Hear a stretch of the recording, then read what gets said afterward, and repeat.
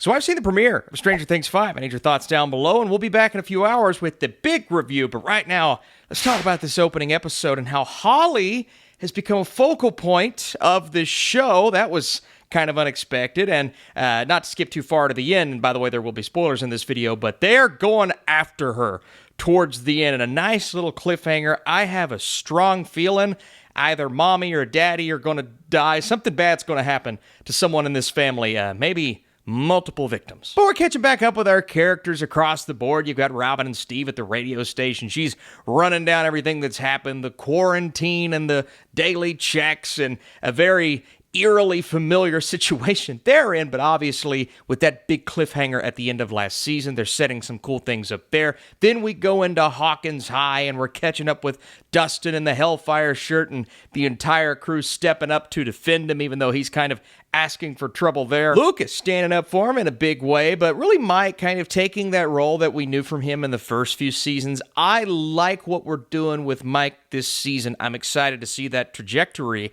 And then we go into this training montage with Eleven, who's trying to lay low. And while that's interesting, and I know what they're trying to do, there were parts of it where I'm like, all right, it's it's all right. Like, Murray smuggling in bullets, grenades, giving them to Robin and Nancy. They're just setting up a really interesting battle. But really, the mystery at hand here, who Vecna is after, what Will is seeing, the perspective that he's seeing it through, and so many questions we're asking.